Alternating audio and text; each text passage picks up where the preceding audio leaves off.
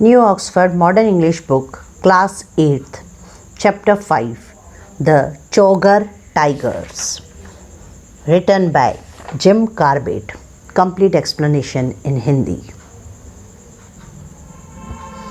In this extract, Jim Corbett is in search of the last man-eating tiger of Chaugar from 1925 to 1930. ये जो extract है ये तब का है, उसमें ये बताया गया है कि जब जिम कॉर्बेट आखिरी मैन ईटिंग टाइगर जो चौगर में है उसको ढूंढ रहे थे. From 1925 to 1930 in the area of Chowgarh a tiger और tigers had established the reign of terror. इस एरिया में उन्होंने एक पूरा डर का साम्राज्य बिछा दिया था. उन टाइगर्स ने लोगों को मार रहे थे वो बहुत. 64 पीपल हैड बीन किल्ड और 64 लोगों को ये टाइगर्स जो हैं वो मार चुके थे. The Corbett killed 3 or 4 man eaters. जो जिम कॉर्बेट है उन्होंने 3 से 4 मैन ईटर्स को मार डाला था. But the killings continued. लेकिन इसके बाद भी लोगों का मरना बंद नहीं हो पा रहा था. At last he came across the tigress he had been looking for. और आखिरी में जब उनको ये टाइग्रेस मिली तो उस इंसिडेंट को पूरा इस चैप्टर में डिस्क्राइब किया गया है. The ravine was about 10 yards wide and 4 or 5 feet deep, and as I stepped down into it, a nightjar fluttered off a rock on which I had put my hand. यहाँ पे रेविन का मतलब होता है a narrow deep valley with steep sides. जैसे अगर मैं valley बनाऊँ ऐसे, तो ऐसे जब साइड्स जो होते हैं यहाँ पे जैसे पहाड़ी एरिया है, ये रेविन यानी घाटी जिसको हम बोल सकेंगे, जिसके साइड्स जो होते हैं बहुत स्टीप होते हैं, उसको बोलते हैं ravine. The ravine was about 10 yards wide. ये जो घाटी थी वो चौड़ी जो थी वो 10 yards थी और 4 to 5 feet डीप भी थी. And I stepped down into it. और जो जिम कॉर्बेट हैं वो उसमें अंदर गए. उन्होंने अंदर जैसे ही पैर रखा और एक जगह पर उन्होंने हाथ रखा. जहाँ उन्होंने अपना हाथ रखा वहाँ से उसी वक्त ही नाइट जार, एक छोटे से पक्षी का नाम है नाइट जार, वो फड़फड़ा के उड़ पड़ा. Fluttered of a rock on which I had put my hand. On looking at the spot. और जहाँ से वो नाइट जार उड़ गया था, वो जो पक्षी है वो उड़ा था, जब जिम कॉर्बेट जी ने उस जगह को देखा, from which the bird had Ryzen, जहाँ से वो बर्ड उड़ा था, आई सॉ 2 eggs, मुझे 2 अंडे दिखाई दिए. These eggs straw coloured with rich brown marking. ये जो अंडे थे वो बहुत सुंदर थे, वो स्ट्रॉ कलर के थे, उसके ऊपर रिच और ब्राउन मार्किंग्स थी. Were of a most unusual shape, और उनका शेप भी बड़ा अलग था. One being long and very pointed. एक अंडा काफ़ी लंबा था और पॉइंटेड था. While the other was as round as a marble. और जो दूसरा अंडा था वो एकदम गोल मार्बल के जैसा था. And as my collection lacked night jar eggs, I decided to add this odd clutch to it. और मेरे कलेक्शन में जो मेरे पास अंडे हैं उसमें ऐसा कोई नाइट जार का अंडा मेरे पास नहीं था, तो मैंने सोचा मैं इस अंडों को ले लेता हूँ. ये जो एकदम ऑड क्लच है, ऑड क्लच यानी 2 ऐसे जो एक साथ हैं अंडे, उनको मैं अपने पास संभाल के रखूँगा. जो नाइट जार है वो एक बर्ड का नाम है, वो नॉक्टर्नल बर्ड है. रात को वो उड़ते हैं, दिन के टाइम पे उड़ते हुए दिखाई नहीं देते. I had no receptacle of any kind in which to carry the eggs. मेरे पास कोई भी चीज़, कोई ऐसे कोई डब्बा या कुछ ऐसा कंटेनर नहीं था जिसमें मैं उन अंडों को लेके जा सकूं. सो कपिंग माई लेफ्ट हैंड. सो मैंने अपने हाथ में ही उन अंडों को ऐसे अपने हाथ का कप शेप्ड बनाया लेफ्ट हैंड का, और उसमें मैंने ये अंडे रख दिए. And I placed the eggs in it and packed them round with a little moss. Little moss यानी जंगली ऐसे प्लांट्स होते हैं जो बहुत नाजुक कोमल से होते हैं, जिसमें अंडों को आराम से रखा जा सकता था. मैंने अपने हाथ में लेफ़्ट हैंड को कप शेप बनाया, उसमें अंडे रखे और उसको लिटिल मॉस से चारों तरफ से कवर कर दिया. लिटिल मॉस यानी प्लांट का नाम है, बहुत कोमल से प्लांट होते हैं, छोटे छोटे हर्ब्स, शर्ब्स प्लांट्स है ना, शर्ब्स या शर्ब्स जो हैं वो होते हैं। I went down the ravine, मैं रेवन को क्रॉस किया, रेवन से नीचे गया। The bank become higher and 60 yard from where I had entered in it. वो जो एरिया थी, जिस रेवन थी, जैसे इस एरिया से वो रेवन अंदर गए, पर आगे चलते गए तो जो किनारे थे जहाँ से नदी, वो वहाँ से कुछ नदी या झरना बहता होगा, तो वो जो किनारे थे वो अंदर और आगे जाने पे, और यानी वो यहाँ तक के गए, वहाँ से और नीचे जब वो गए तो वो जो एरिया थी वो ऊपर से काफ़ी बड़ी ऊपर दिखाई देने लगी, around 60 yard. It came on a deep drop of some 12 to 14 feet. वो काफ़ी ऐसे 12 to 14 फीट तक के, जैसे हम ऊपर से नीचे आए तो ऊपर की एरिया जो थी अराउंड 12-14 फीट हो गई। The water that rashes down all these hill Ravens in the rain had worn the rock as smooth as glass, and as it was too steep to offer a foothold, I handed the rifle to the man. अब ये जो area थी, मैं आगे जा रहा था जहाँ पे जो घाटी थी, वहाँ से बारिश के दिनों में ज़रूर एक झरना बहता होगा या नदी बहती होगी जब बारिश, तो बारिश का पानी ने उस एरिया की जो रॉक्स थी, उस एरिया के जो बड़े बड़े पत्थर थे, जो चट्टानें थी, उनको बहुत स्मूथ कर दिया था, एकदम ग्लास जैसे। और वो काफ़ी स्टीप थे, स्टीप यानी ऐसे एकदम स्टीप, बिल्कुल जैसे जिस पे कोई होल्ड ना हो पकड़ने की, और कोई पॉसिबल नहीं था कि कहीं पे पैर को होल्ड करके नीचे जाया जा सके। तो मैंने क्या किया, राइफ़ल जो है अपने साथ जो आदमी थे उनके हाथ में दे दी। सिटिंग ऑन द एज, मैं एक किनारे पे से बैठ गया, यहाँ से अंदर घाटी है, इस एज पे बैठ के प्रोसीड टू स्लाइड, मैं नीचे से चलने के लिए तैयार हुआ। My feet had hardly touch the Sandy bottom, यहाँ नीचे बॉटम था और यहाँ पे सैंड थी, मेरे पैर अभी सैंडी बॉटम तक के पहुँचे भी नहीं थे।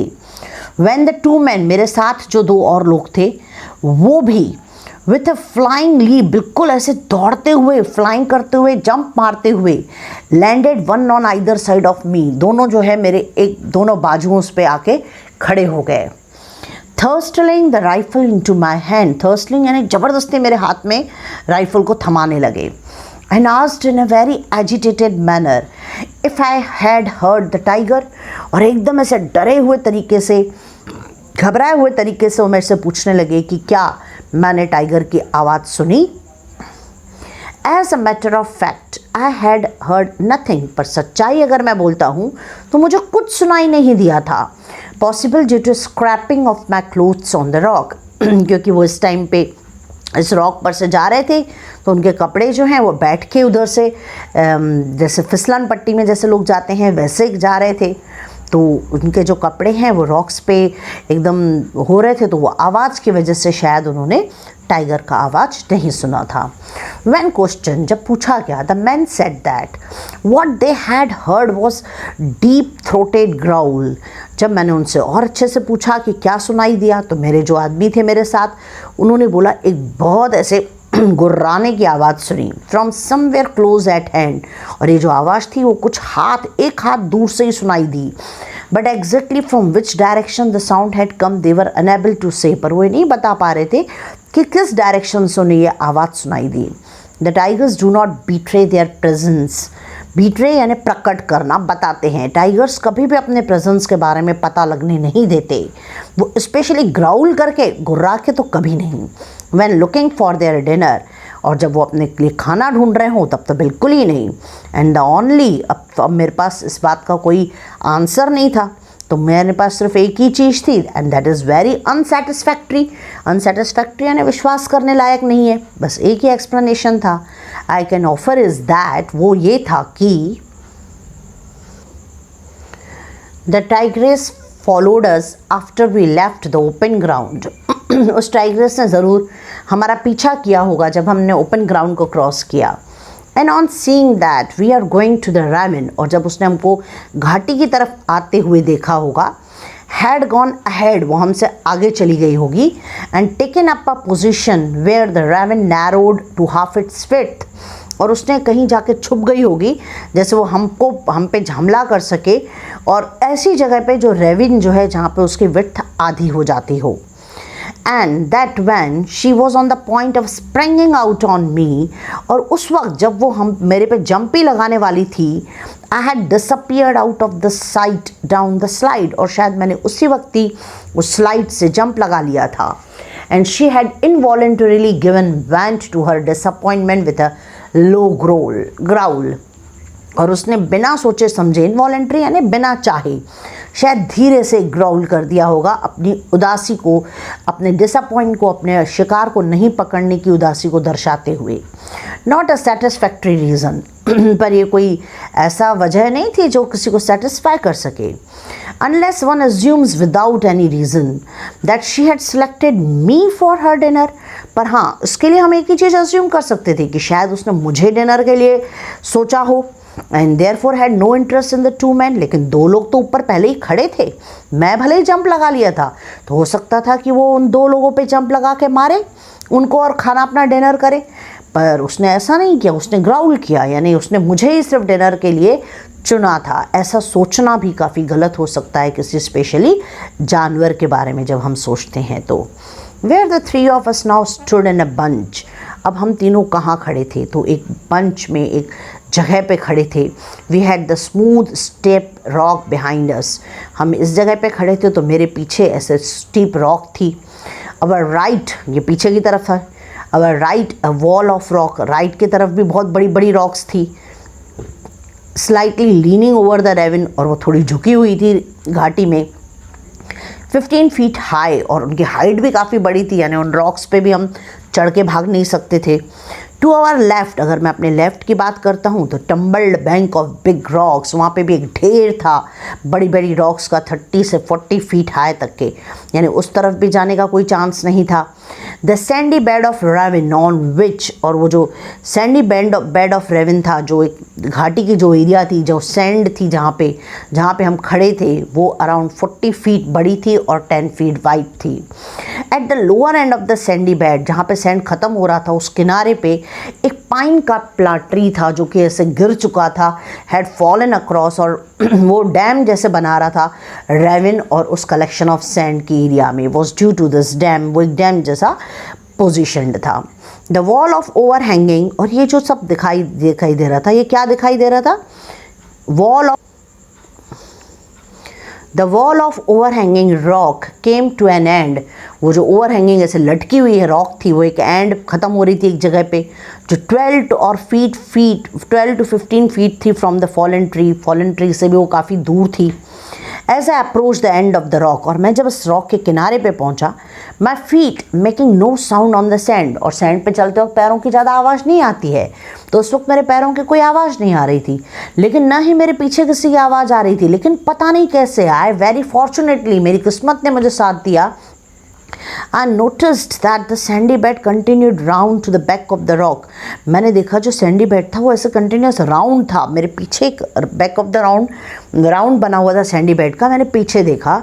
The rock about which I have set so much. अब इसके बारे में जो इतना सब मैंने बोला है, अगर उसको मैं वेरी शॉर्ट में बताने की कोशिश करूँ तो I can best described as a giant school slate. वो एक स्कूल की स्लेट नहीं होती है जिस पे बच्चे लिखते हैं, वो बहुत बड़ी सी स्कूल स्लेट जैसी थी, जो अराउंड 2 फीट थिक थी, और एक बाजू उसका लोअर एंड जो था वो एक बाजू कनेक्टेड था, और वो ऐसे एकदम लेटी हुई भी नहीं थी, पर वो परपेंडिकुलर पोजीशन पे थी on one of its long sides.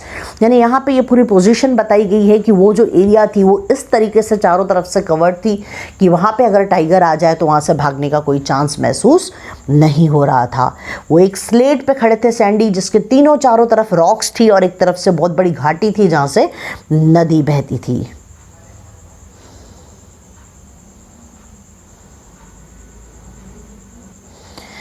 As I stepped clear of the giant slate, मैं उस बड़ी सी स्लेट के से आगे बढ़ने की कोशिश किया. I looked behind me, और मैंने धीरे से पीछे देखा अपने राइट शोल्डर की तरफ. जैसे ही देखा तो मेरी नज़र सीधा टाइगर के फेस पे गई. Looked straight into the tigress face. I would like you to have a clear picture of the situation. मैं अब इस सिचुएशन को और अच्छे से डिस्क्राइब करता हूँ. The sandy bed behind the rock was quite flat. Rock Sandy, ये सैंडी बेड है, इसके पीछे, रॉक के पीछे जो था, रॉक थी बीच में, उसके पीछे जो था वो काफ़ी फ्लैट था. To the right of it was the smooth slate 15 feet high. Right side में बहुत लंबी सी हाइट थी, लीनिंग स्लाइटली, वो थोड़ा, और एक स्लेट थी जो थोड़ी सी लीन की हुई थी, साइड में झुकी हुई थी। To the left it was the scored out steep bank. Left के बाजू में एक किनारा था जो नदी का, वो भी बहुत 15 फीट हाइट था। Overhang by a dense triangle of the thorn bushes, उसके चारों तरफ भी कांटे की बड़ी बड़ी बुशेस थी, यानी वहाँ से भी भाग पाना पॉसिबल नहीं था।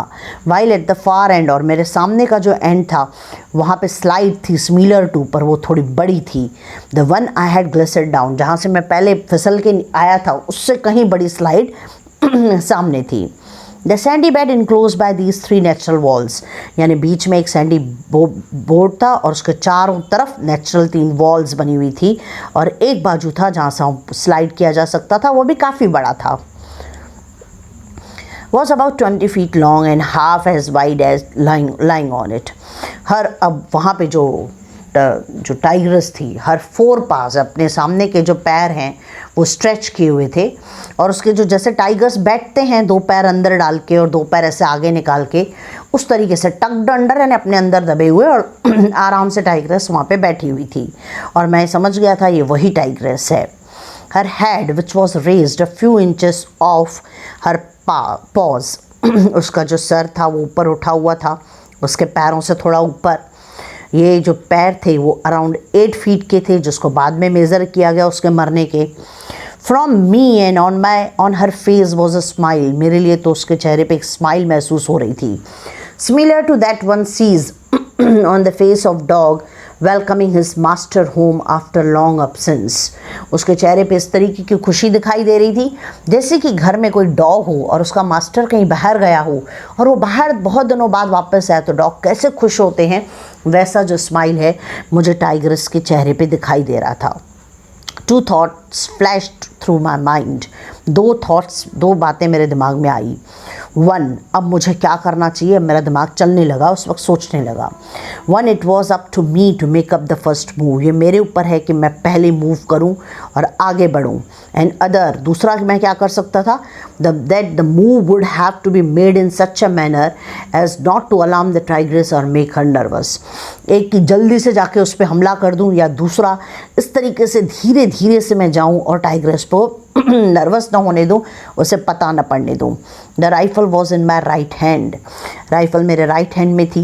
Held diagonally across my chest, उसको चेस्ट पे ऐसे लटकाई हुई थी।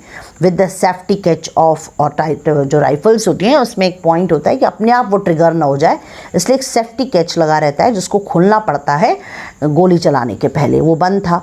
इन order to get it to bear on the tigers, अब टाइगर के ऊपर चलाने के लिए द मजल, यानी जो बटन होता है उसको मजल बोलते हैं, would have to be swung around 3/4 of a circle, उस मजल को अराउंड 3 बार आगे पीछे चलाना था, इस तरीके से उसको घुमाना था।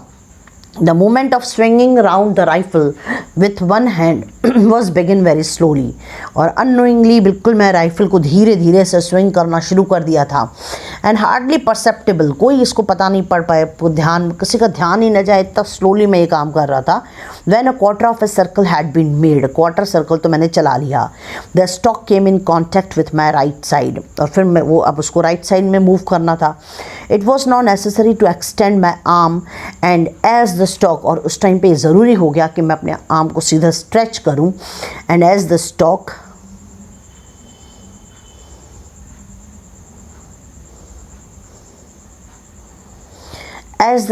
clear my side, the swing was very slowly continue. मैंने अपने साइड से उसको क्लियर करके और धीरे धीरे स्विंग करने लगा। My arm was now at full stretch.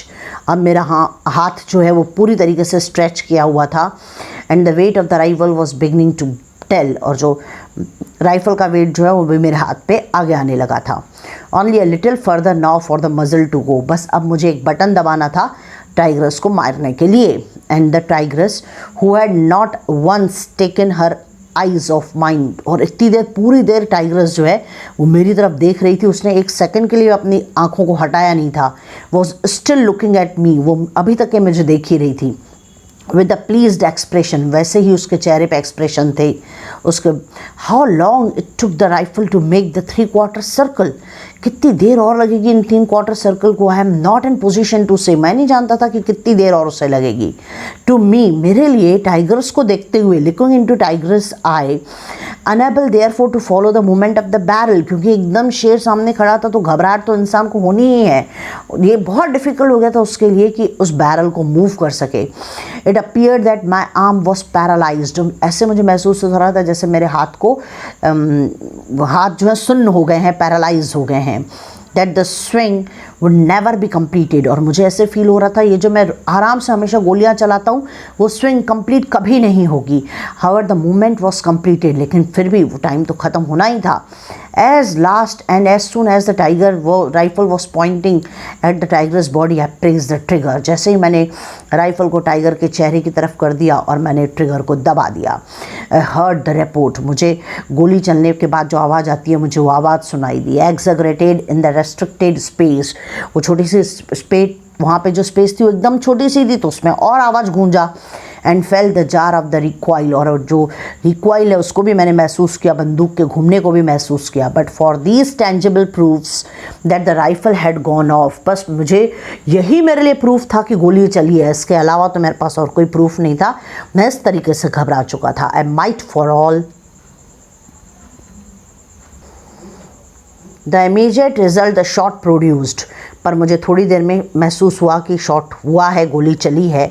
Have been in the grip of one of those awful nightmares in which the tigers are vainly pulled off rifles that refuse to be discharged at the critical moment।